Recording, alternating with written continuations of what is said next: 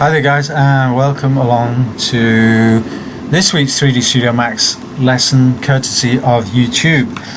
So we were making some furniture, if I remember correctly, and I think this is kind of where we got up to. We had made a few pieces, the X stool and the Palomini chair and the stool 60, to give them the names that presumably Aalto gave them. And yeah, we placed them into a kind of a studio type setting scenario, right? So we had a sort of studio infinity curve backdrop thing going on, right?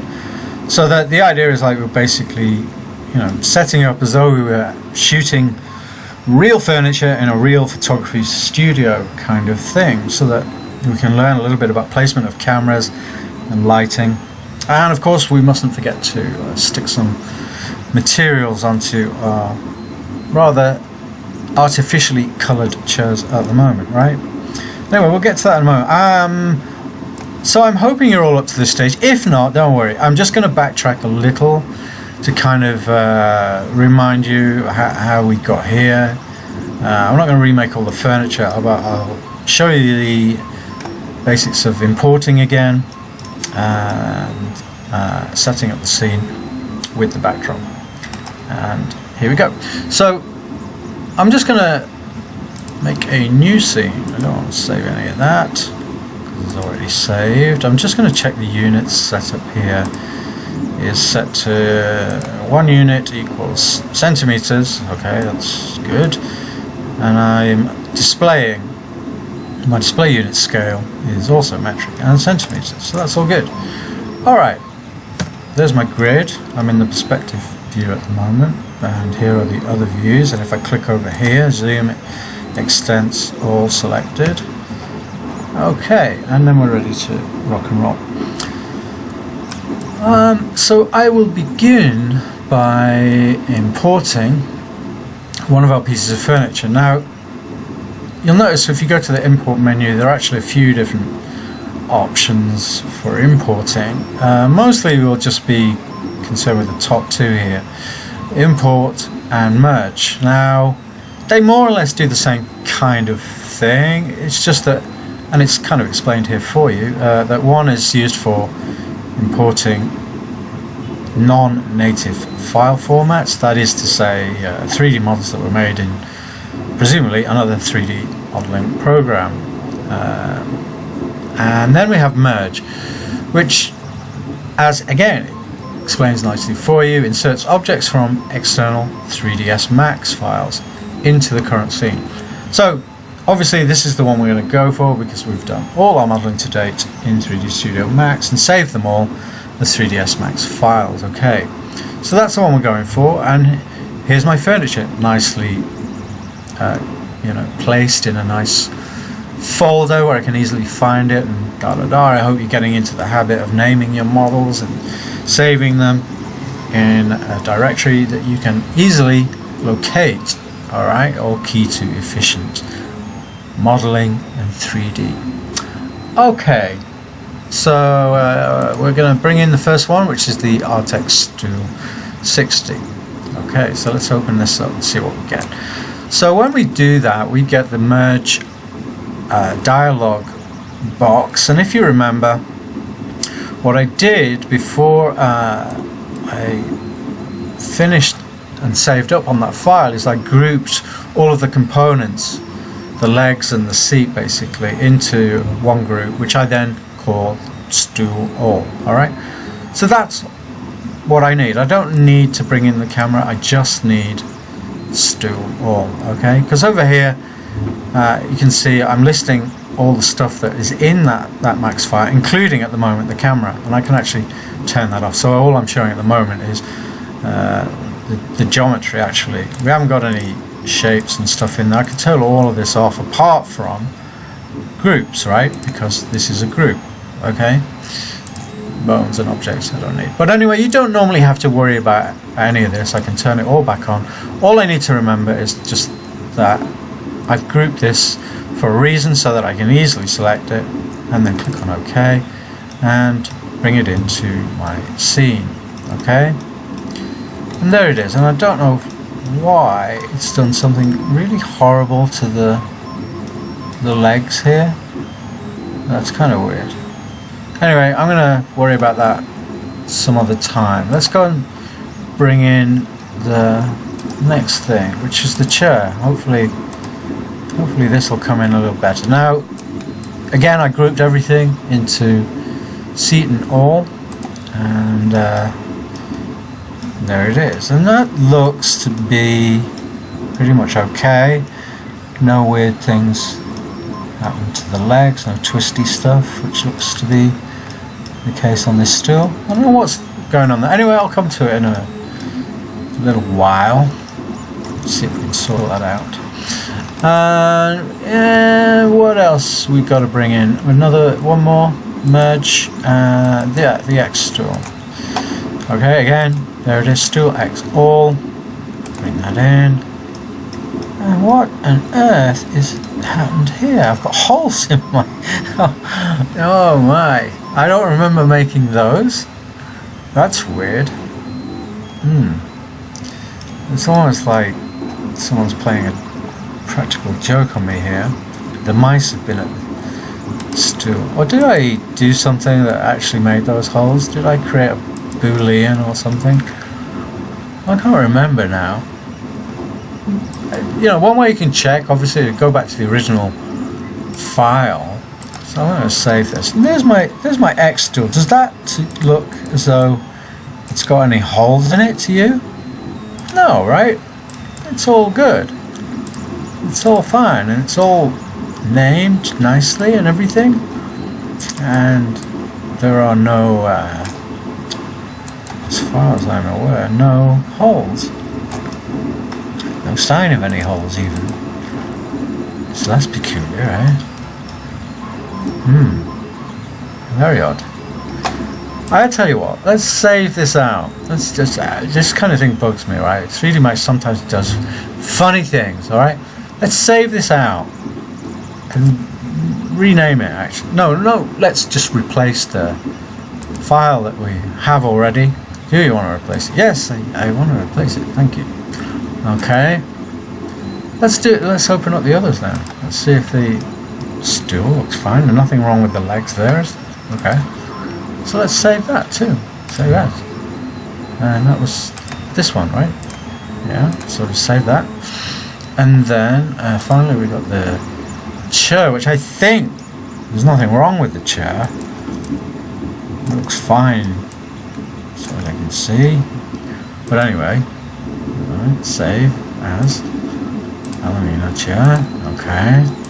Replace. Okay. So let's start over. It's kind of peculiar, right? But it's good for you to know. Okay. So let's just check our units again. Alright. And let's bring in the first contestant. And contestant number 1, please. Merge. Artex stool 60, thank you. There you go, stool all. Thank you. Alright. This is looking better. This is looking better. Yes? No twisty, horrible stuff going on there. Okay. So I'm happy with that. Let's hopefully the rest are all cool and dandy now as well. So Palomini chair also. So, yeah. There you go. Looking good. No problem. Okay, import and merge. X stool. There you go. Stool X all. There you go. There we are. Looking good. Alright, so who knows what the reason was for that peculiarity, but this kind of stuff does happen from time to time. The thing to do is just, you know, keep you cool and don't be alarmed. By the way, sorry about the whole, probably you can hear this horrible kind of whirring noises in the background. You hear that? That's the sound of a 3D Max model being turned into reality. in the form of a 3D print. Yeah, I'm making a little, well, basically it's a little speaker sort of mobile phone holder thing. Anyway, I'll show you in the lesson. Maybe I'll show it at the end of this tutorial. Okay, where was we? Alright, so we got our furniture all lined up nicely, right? That's all cool. Now we want to consider the backdrop scenario, okay, the infinity curve, sort of regularly found in product photography studios. So to create this, I mean, there are many ways you could create this, and that isn't one of them. So let's just check also our orthographic views, that's to say the front and left hand views. And as you can see, if I look in the front view, this here stool is hovering a little bit above ground level, so I'm just going to bring that down to line up correctly with the rest of them. Okay. Right, so there's my front view, there's my left hand view, by the way, F for front, L for left, in case you'd forgotten. And as I say, these keyboard shortcuts are all kind of very, very useful. Okay, so yeah, so what I'll do, if I look in the front view and zoom out a little bit, okay, I will set the furniture kind of up over here on this side of the screen, and then I'm going to go to my shapes, spline and line. Okay, I'm going to turn on snaps just to grid points, right? So you don't need vertex, just grid points. Okay, so what I'm going to do is start at the center of the world, basically, so where the major grid lines intersect there. That is ground 0, 0, 0, 0, 0, 0, 0 on X, Y, and Z. Okay, so there I'm going to click and create a point. I could hold down shift if I wasn't using grid snap in order to make a straight line. So I'm going to draw my next point, click there, somewhere around about there, that kind of distance away from the furniture, and then I'm going to click somewhere up here to finish off, and then I hit, hey, sorry, so what happens there when I hit escape, it kicks out the screen recording software that I'm using to record this tutorial. So that's kind of a problem for me, but not for you. You should just be able to hit on escape, and that will finish the command to create the spline, which is basically at the moment just 2 lines. Okay, anyway, so once you've done that, then we can go into the line itself and select vertex.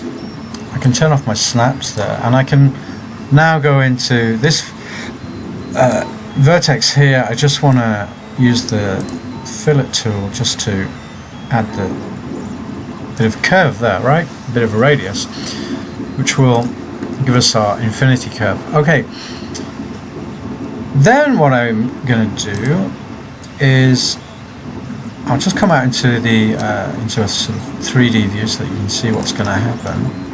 Then what I'm going to do is add the lathe modifier. Okay, so I add the, not the lattice miles, thank you, the lathe, alpha lathe. There you go. Now, when it lays, at the moment it's doing something a little bit peculiar, but don't worry, all we need to do is set the alignment correctly, which in this case will be to align min, right? Align minimum. So that we get a nice nice kind of, I'll turn grid off so you can see, nice kind of lathe thing going on. By the way, I've only lathed 180 degrees. If you've done something like this, okay, it's because you've done a 360. So just set the parameters on the degrees to 180. Actually, it can be more than 180. It doesn't matter. You can overshoot a bit if you want. Doesn't matter. Camera can only ever see kind of what's in front of it. So we also want to weld the core, because you see these little weird stuff going on here. That's because we need to weld the core. Okay, so that will sort that little problem out, and that's basically it. That's our furniture in a studio kind of backdrop setting. Okay, and if I just check in all 4 views now, hold W, zoom extensor, and there we go. So that's all fine so far, so good. So what we can do now is put a camera into this scene so that we can start to think about composition and that kind of thing, which is actually way more important in many respects than pretty much anything else, maybe with the exception of good lighting, when it comes to creating a nice looking render. Okay, so anyway, let's first of all create a camera. Okay, so we go to the create panel, and our cameras live up here. They look like a little movie camera symbol. Okay, so the way to go about creating cameras is to actually best done in the top view. All right, so this is my top view. Let's maximize it so we can see. Zoom out a little bit and back to creating camera. So you can see here we can create a few different types of camera, physical, target and free. We'll get into physical a little bit further down the track because they're a little bit more complicated. For now we're just going to worry about target or free, and most of the time target cameras are for this kind of thing, which is a static render rather than animation, really easier to work with. So we'll start by creating a target camera. So the way that we create a target camera is click on target and then click once and drag in the direction, and you can see I've not let go of the mouse button, and there's my target. There's the symbol for my camera in a top view. Okay, so wherever the target is placed is where the camera is going to point. Okay, so obviously in this case I want the camera pointing towards the furniture, so yeah, I can put my target off over here somewhere and then let go, and that's it. So now if I hit C on the keyboard, it will take me to the camera view. Okay, now let's switch to realistic or shaded mode so that you can see. Now as you can see, we're a bit low down. Alright, and if I switch again to an orthographic view like the left hand view, you can see the reason for that is because the camera comes in again at ground zero along with the target. They're both by default got a Z value of 0. Okay, so let's just move the camera up a little ways to kind of what would be kind of eye level height, right? Switch back to the camera view. Okay, and there you can see now we're seeing something, you know, a little bit more kind of better kind of viewpoint than a worm's eye view. All right, for a product like this at least.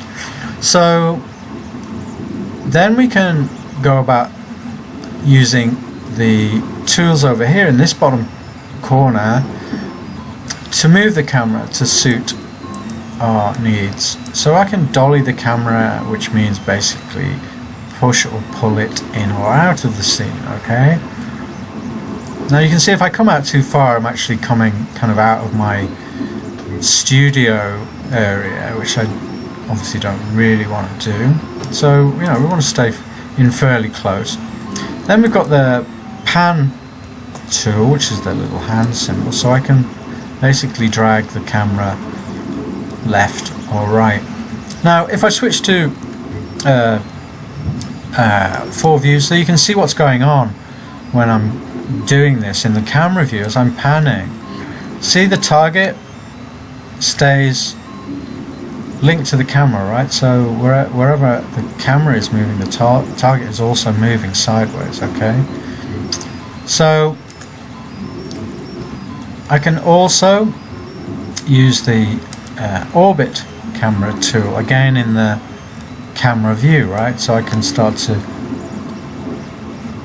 orbit up or down around. And again, if I switch to what's going on with orbit, you can see that the camera is moving, but the target stays exactly where it is. So the camera, as I say, is always pointing towards the target. Okay, so you might find it actually a little bit easier to manipulate and get the view that you want by using this kind of 4-view setup, and use the top view in the main to move the camera kind of into or out of the scene rather than the dolly. Okay, and left or right as suits. So I'm keeping an eye on my composition in the camera window here, and then I'm just moving the camera in the top view left or right, and in my left hand view I can move it up or down, and also into or out of the scene. So I'm looking at that now, and I'm thinking that for a general sort of group shot of these 3 pieces of furniture, that's, you know, not too bad. All right, now let's just try a quick test render by clicking on the little teapot up here. Okay, so I can click on the render production. Okay, click on that and bang. Now you can see straight away it's like, okay, it's okay, but where's my white background disappeared to? Everything's sitting on black, which obviously kind of isn't what we want. Well, the reason for that is because so far we haven't specified a material for the backdrop, and also Studio Max, when you create a lathed object like that, can only actually render it from one side. It's strange, I know, but here's what I mean. If I just quickly make a clone of my camera, right? I'll make a camera 2, okay, and I'm going to drag this camera around to somewhere outside of my my scene backdrop, right? So I do that. I'll switch to C for camera 2. Select camera 2 so that you can see what's going on. Okay, so you see what I mean?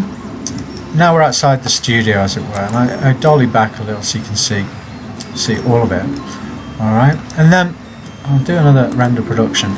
Okay, so you can see now, we can see the outside of our concave kind of studio backdrop, but we can't see anything on the inside, which is kind of actually the reverse pretty much of what we want, isn't it? Anyway, fear not, we'll sort that problem out immediately. So what we'll do is we will now enter the dark realms of the material editor by hitting M on the keyboard. Okay, so there's my material editor. Now hopefully yours looks the same as this. If it doesn't, just check in your render setup, okay, that you are currently using the default scanline renderer, and you're in default scanline renderer as your chosen renderer there. Okay, if not, it's possible, you see, if we go down into the bottom part of this in the assign renderer, that somehow your production may have slipped into one of the other renderers, like it may have gone into Mental Ray or V-Ray or one of those. Alright, for the moment we don't want that, we just want to use the default scanline renderer. So if it's not, just check on here and set it back to default scanline renderer, which will be in this list. Okay, so once you've done that, I close this down. My window of materials should look something like this, right? Basically they're all grey spheres at the moment, okay? And in fact, we don't really need to do a whole lot to create our white backdrop. We could even get away with a grey sphere, but I'm just going to show you. Let's click on the diffuse channel here and slide up to white, okay, so that we've got a nice perfectly white backdrop. So you can see it's just a little bit lighter now than the others. That's all I'm going to do. I'm not going to worry about any of the other settings for that. Other than I will rename the material white, just so that I know I've got that as a, because it's almost identical to the others. Alright, might not be able to tell. Then to apply it, I can just simply drag it onto the view, any of the views, onto the object that I want to apply that material to. So you can see it shows up a little bit better in the main views there. Alright, now there you go. See, so we now got our material applied to our studio backdrop, and if I check in camera 1, okay, and again do a quick test render, and there you go, still not showing.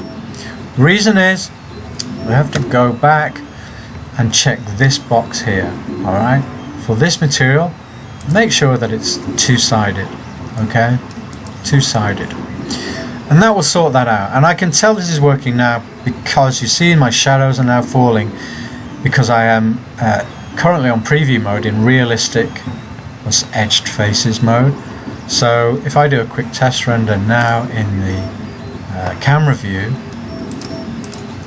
and then render production, and there we are.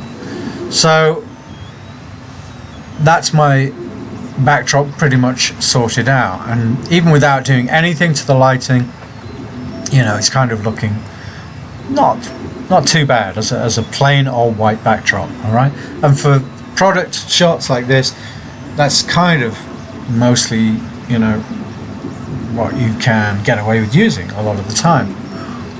Okay, now then we need to think about also the materials for our seat, right? And if you go back to the internet, Google Aalto furniture, let's have a look at the RTX 60 stool first of all. Now this stool, you know, is pretty much a nice plain birch wood stool. Alright, so I'm not going to wait for that to come up, I'm just going to look at it here. So yeah, we just want to find on Google a nice birch wood texture. Okay, so birch texture, and by the way, you can see this one here that's coming up in Google straight away as seamless. Alright, it's even better for us. To use a seamless texture is mostly the way to go a lot of the time. Alright, so you can see them all coming up here. Some of them I would say a little bit small, 280 by 280, a little bit small. Here's one here, 600 by 600. There's one, 1000 by 1000. 600 by 600 is kind of a nice size, so let's go with that. Alright, so 600 by 600, plywood birch seamless. Okay, that, I think that will probably do the job nicely. So I'm going to download this to save it for use in this scene, and it's probably a good idea to make a little folder at this stage for my material textures. So I'm going to call this textures, and I'm going to save this because we're going to be doing this a couple of times, I think. So okay, save this up, and there it is.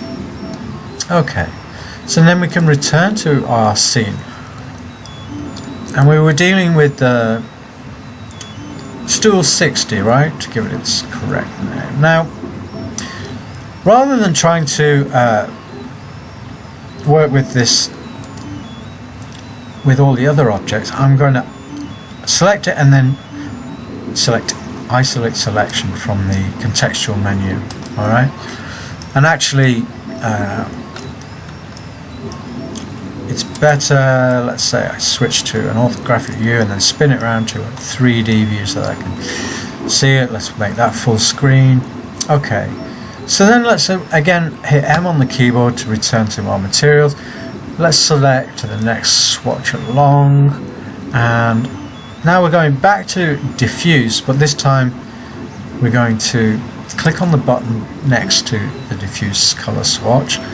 We then get the material map browser, which we are going to navigate through the standard option, and at the very top here we've got the one we're after, which is bitmap. Alright, and now I just need to find that texture that I just downloaded, and there it is, and then bring that in. Now you can see that that is now applied to that material, and now double click on it, I can get a larger sort of preview. Okay, so far looking okay, I would say, and I can now just again drag onto my seat and switch to realistic. We're not getting a realistic impression yet because we still need to turn on show shaded material in viewport. Once I've done that, now we're getting something that looks, yeah, a lot more like the real thing, let's say. Okay, so I've applied that to the seat, and I'm also going to apply it to the legs. In this case, because they're grouped, I can assign to object or assign to selection. So I'll assign it to selection, and that will do all those 3 legs at once. So there you go. Now I've got my birch stool with the material applied. And by the way, just to look at this material now, you can see if I click on here, it's showing me the list, if you like, the tree of this material, and I can also click on here to see that in a little bit more detail. That this is a default standard material with a diffuse color map applied, and if I look in the details, I can get the name of the file that's applied on the map there. So what I'm going to do, just to finish off, as good policy, as I say, to also name your material. So I'll rename that birch, okay, and then I'm done for the moment, and I can right click on here and end isolate, and that will take me back into my scene. And if I click on C and go back to camera 1, okay, so that's kind of looking alright. I'll do a quick test render, and there you go. So far not too bad. Alright, should we do the chair next or the other stool? I mean, it might be easy to do the other stool because it's kind of similar, I guess, right? If we return back to Google just to remind ourselves kind of what's going on with the stool X, it's pretty much the same kind of thing. It's a nice plain birchwood design. So I think we can just go with that and go back to our let's isolate it again. Okay, and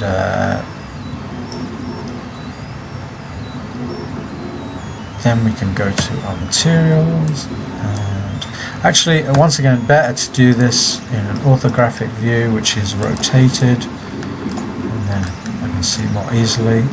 Assign to object, okay, that's the top done, and then again I want to assign to selection. Okay, that's the legs, and then right click and end isolate, and there we go. Let's go back to camera 1. I've moved my camera there, which is naughty of me. I'm just sliding it back across there. Okay, there we go. That's the stools themselves kind of pretty much done, I guess. And then it's just the big daddy here in the middle, the chair. Okay, so let's just remind ourselves how that looks. All right, there's several versions of this actually. There's the black seat or white seat, take your pick really. So let's make to make life more interesting, we'll go with the black seat version. I think we can use the same birchwood though for the arms and the rest of the members there. Okay, so what I will do, I will go back into the scene, we'll select the chair this time and isolate the chair. We'll go into a top view, we will rotate that round, orthographic view, M for materials. Okay, we want something different for the seat, right? Let's apply the birch to the object this time, which is the arm. Okay, this one, assign to object. Okay, and then also do the member at the back there. And I think I've got another one in there, right? Yes, down here. Okay, assign to object. Yep, that's that, right? Oh no, one more cross member, right? There it is. Assign to object. Okay, and then for the seat itself, we want to make something a bit dark, so we go into the diffuse and we click on. Now don't make it black, all right? We'll go down to a sort of dark, very dark grey, all right? And just to make life a little bit more interesting and just to show you a little bit more of how the materiality works, I'm going to go into here and specular highlights, okay? And I'm going to increase the specular level, okay? You can see the effect it's having on the material, all right? It's basically to bounce some highlights off it. And then if I sharpen up the glossiness, you'll see that those reflections come to a more defined highlight, basically. So this kind of, very, very simple way of making materials look kind of plasticky, I would say, for want of a better word. So we'll just go with something like that for now, all right? And that's going to be my black material rather than white. Okay, just good practice, like I say. And then we want to assign that to object, and there's my chair, and that's finished, right? So then we can end its isolation and go back to our main scene, C for camera. Okay, and there we are. That's my scene pretty much with the materials applied. And well, next step is we're ready to think about adding a bit of lighting, because if I do a quick test render of this at the moment, you can see, well, it looks kind of okay-ish, but certainly nothing to write home about. Okay, so let's think about some lighting then. So let's return to the top view, okay, and I'm just going to come into wireframe mode again, just to make it easy for you to see, and I'll hide this camera over here because we don't really want to see that one for the moment. In fact, you can also use hide by category in a scene, so to temporarily turn things off, like cameras, so that you don't kind of clutter the scene up, and you can easily concentrate on the kind of things that you need to see. Alright, I'm getting excited, by the way. My speaker mobile phone holder thing is 73% finished. It's looking good so far. You'll be interested to know. Anyway, I think so. Sorry, let's return to lighting. Okay, so the lights live up here in the create panel, and several types of lights. At the moment we've got photometric, and actually photometric we'll use a little bit later down the track along with V-Ray. Probably we use V-Ray actually more than photometric, but anyway, we will start off just to get you to grips with standard lights. Okay, so if I apply you can see that we have targets and target spots and free spots and target direct and free direct, blah blah blah. Okay, for the most part, actually let's start with Omni lighting, alright, just so that you kind of get a gist of what Omni lighting is. Omni means everywhere, like, yeah, omnipresent, like God. So Omni throws light in all directions. So if I click a light in this scene, somewhere over here, and again I'm working in the top view, 99% of the time working the top view to begin with, okay, and then you want to note that again lights are created at ground zero, okay, So we want to put that somewhere a little ways up, alright? So let's return to my camera view and see what that's giving us now. We put on realistic shaded mode, okay? And we'll do a little render, okay? He said, and there it is. Okay, so it's lighting the scene, not very well so far. Things have not improved greatly, but you know, marginally on what's in there before. And yeah, this is an Omni Light. So as I say, you don't have a lot of control over Omni Lights. They throw light in all directions. Okay. What we can control on the Omni is basically well, things like its intensity through the multiplier here. So I can make it much brighter, and you can see that brightening up as I slide the spinner arrows up, or I can, you know, dim things down. All right. So let's just leave it as it is around 1 at the moment. I can also, and probably more usefully, add a little bit of colour to lights. You can have, you know, really lurid lighting, yellows and stuff.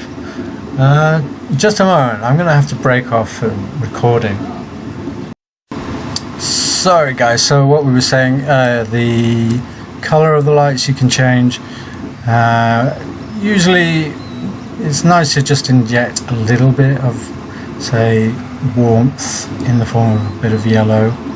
Don't go crazy, unless obviously you're doing a, I don't know, disco or something. Anyway, so just a touch of yellow to warm things up, or a touch of blue to cool things down is sometimes what you need. It depends. Anyway, so this is where we can control the colour. We're not going to get into decay and all that kind of thing just on this kind of light at the moment. Let's just leave it at that. By the way, when you're rendering, you can do this. You can do a clone frame rendered window, okay? So that'll make a copy there. And now when I go into make another render, I can quickly see the difference that adding that bit of yellow into the lighting has made. You can see it's quite a big difference, even just a touch of yellow into that light. Okay. Anyway, so let's return back to I think it's too much actually. Let's go back to a little bit more white. Let's go back to the top view. Now you can see that light at the moment is off to the left and somewhere up here, okay?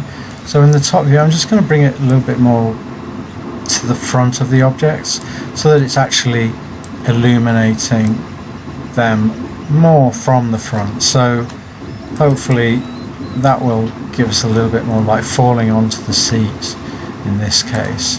You can see, so that's picking up a little bit more highlights, and the shadow that we had in the previous render has now disappeared off these legs. We've still got a bit of shadow on this leg here, okay, but that's kind of not working too badly. Now let's go into the next kind of light. So let's have a look at spotlight. So target spot and free spot. Again, for this kind of setup, it's often easier to work with targets, alright? So we'll go into target, and I'm going to drag my light out in this direction, again pointing towards my furniture. And again, if I look at this in an orthographic view, switch to wireframe for the moment, and then I can see that the light is now in the scene, but again is at ground zero. So let's now drag this up so that it's actually pointing down. Okay, let's go back to my scene and back into realistic. Okay, now you can see quite clearly we've got a pool of light from that spotlight falling onto the furniture. Okay, and again, let's switch to the top view so that you can see that. So what I need to do is, first of all, move the target so that that pool of light is actually covering all of the furniture in this case. All right, and then let's see how that's looking in the camera view, and again in a quick production render. So you can see that spotlight falling onto the scene is greatly increased the illumination on the furniture. Now there are a few more things that we want to control with respect to our spotlights. So let's go into the parameters again, and as you can see it tells me here spot targeted. That can turn on off by the way, so that you can very quickly free up a spotlight or a camera for that matter.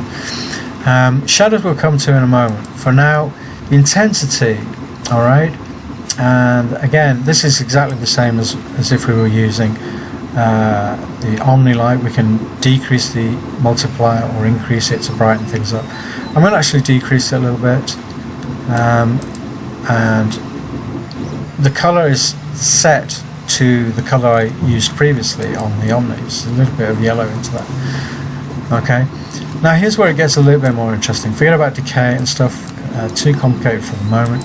We will go into our cone parameters. So you can see here that the way that the spotlight works is it has a hot spot, a beam in other words, and a fall off. Alright, so the hot spot, if I click on the hotspot, you can see there's the hotspot, the intense part of the cone of the beam, if you like. So I generally want to narrow that to make it more focused. All right, so you know that can normally be somewhere sort of between 15 and 20 degrees. Depends obviously on exactly what it is that you're lighting and so on. But if we make it something like this, say, and then the fall off is, as it suggests, the amount of the radius that this light falls off across. So you can see that happening as I'm increasing and decreasing it, is that the intense part of the beam gradually falls off to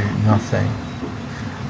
Okay, so that means it's a nice subtle effect. Alright, if I return back to my camera view, you should be able to see now that that's still pretty intense in the middle there, but falling off further and further from the scene, further from the objects. Okay, it's still very, very I would say overblown in the middle here, but there's something else that we need to look at with respect to the spotlight, and that is its shadows.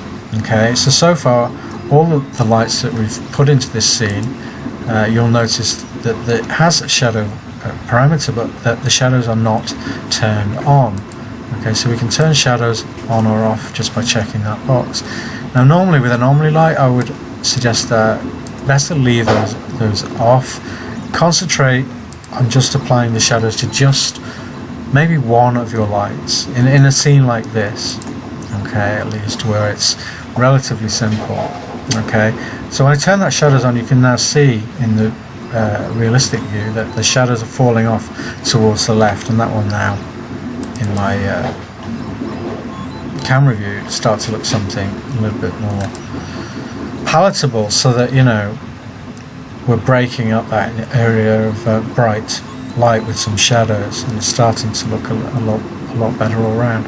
It's still too bright and it's still overblown, but don't forget we've still got the Omni Light, which we're using basically as what we call a fill light, and we've got that set to a multiply value of 1. So if we turn that right down to say half of that value, okay, and tone down our spotlight also to around half its value, okay, we're going to get something that looks a lot more palatable, I would say. So we can do a quick render, and there we go. It's looking a lot more subtle and basically a lot nicer kind of all around. Okay. Normally in photography you'll often come across what's called a 3 light setup. Okay, and what we do is have a light which illuminates the scene generally, which we call our fill light. Okay, our key light is this one, so it's the one that's basically modeling the forms. And then we also need a backlight. So what I'm going to do here is just copy this spotlight by holding down in the top view, hold down shift and make a copy of it. Alright, I'm not going to make an instance, I'll make a copy. Okay, now you'll notice it's still pointing towards the furniture there, so I'm going to bring it round here. And because this is going to be a backlight, I want it round the back part of the furniture. Okay, and let's look at it from the left hand viewpoint. You can see it's very high at the moment, this light. It doesn't really need to be so high. I can bring it back down further in here. Okay, so it's looking something like that.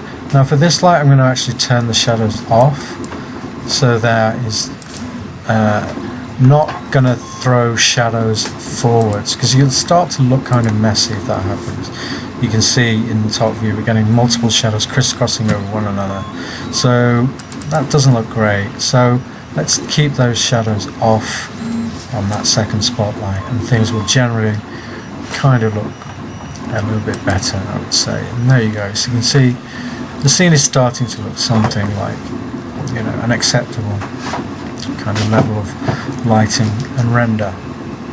Okay, so that's it. That's all I'm going to throw at you for this week, and hopefully that'll be enough to keep you busy for a few hours. I want you to continue and complete this scene in order that you're up to speed for the next class, so that we don't get too far behind. Alright guys, have a good weekend. I hope you enjoy this tutorial, and I'll see you next week. Yeah, bye.